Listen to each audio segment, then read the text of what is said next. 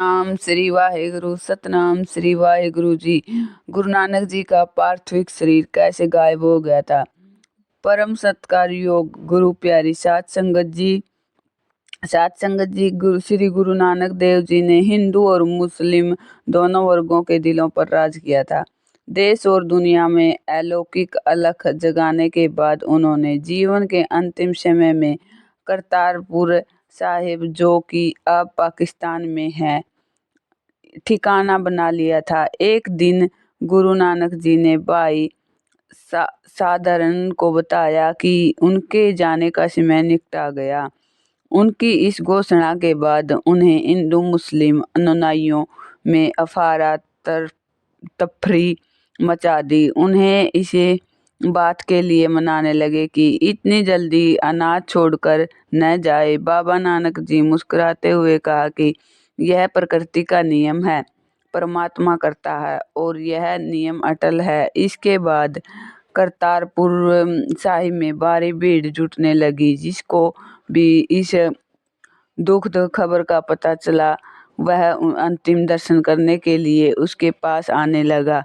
इसी बीच गुरु नानक देव जी ने भाई लेहना जी को अपना उत्तराधिकारी घोषित कर दिया था, जिनके बाद गुरु नानक अंगद देव जी के नाम से जाना गया। इस पर कुछ लोगों ने विरोध किया, इसलिए गुरु नानक देव जी ने गुरु अंगद देव जी को करतारपुर साहिब छोड़कर खडू साहिब जाने की सलाह दे दी। बाबा नानक देव जी ने 70 वर्षों तक आध्यात्मिक लीलाएं रचते हुए 22 दिसंबर 1539 को करतारपुर साहिब में अपना शरीर त्याग दिया। एक दिव्य ज्योति इस संसार की यात्रा पूरी करके परम ज्योति में विलीन हो गए। उनके ज्योत समा जाने के बाद हिंदू और मुस्लिम वर्ग एक तकरार खड़ा हो गया।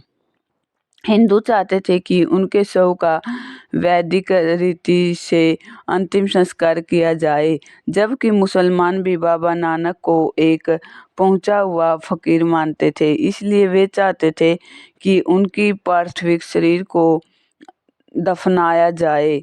तब दोनों वर्गों में एक समझौता हुआ कि हिंदू और मुस्लिम समुदायों की ओर से बाबा नानक जी पार्थिव शरीर पर अलग अलग दाई बाई और से पुष्प चढ़ाए जाए। जिस वर्ग के फूल ताजा रहेंगे उस वर्ग को अंतिम संस्कार का अधिकार मिलेगा, और इसके फूल मुरझा जाएंगे उस वर्ग को अंतिम अधिकार खत्म हो जाएगा।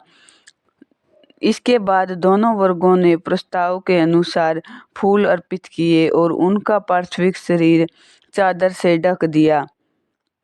अगले दिन जब सुबह चादर हटा गई तो गुरु नानक देव जी का शरीर गायब मिला, और उस स्थान पर दोनों वर्गों के रखे हुए फूल बिल्कुल ताजा पाए।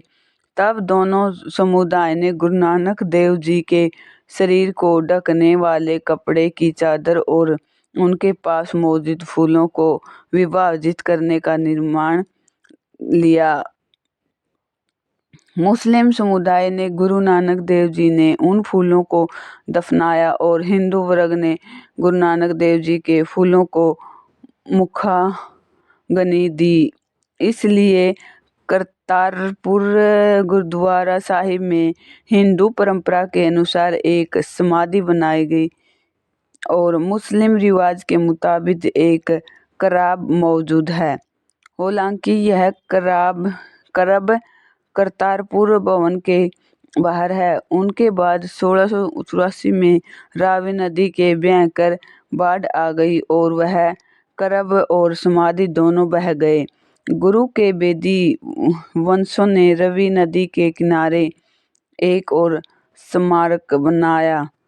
इसकी बहुत आलोचना भी हुई थी, क्योंकि गुरु नानक देव जी करब और समाधि बनाए जाने और पूजा करने के विरोधी रहे हैं। बंटवारे के बाद करतारपुर साहिब पाकिस्तान में चला गया, जो भारत की सीमा से स्पष्ट दिखाई पड़ता है। पहले श्रद्धालु भारत पाकिस्तान की सीमा से दूरबीन के जरिए करतारपुर साहिब गुरुद्वारा के दर्शन करते थे। संयुक्त राष्ट्र के पूर्व सदस्य जॉन मैकडोनल ने जून 2008 को करतारपुर साहिब स्थल का जायजा लिया और इसे भारत और पाकिस्तान के बीच मित्रता के रूप में वर्णन किया। इसके बाद भारत और पाकिस्तान में एक समझौता हुआ, जिसके चलते चलते करतारपुर कॉरिडोर बनाया गया। भारतीय लोग अब करतारपुर साहिब दर्शन के लिए बिना पासपोर्ट और वीज़ा भी जा सकते हैं। साथ संगत जी, ये श्री गुरु नानक देव जी की साखी जो ज़्यादा से ज़्यादा शेयर करें। गुरु साहब प्यारी साथ संगत जी, वीडियो को लाइक और सब्सक्राइब करें चैनल को।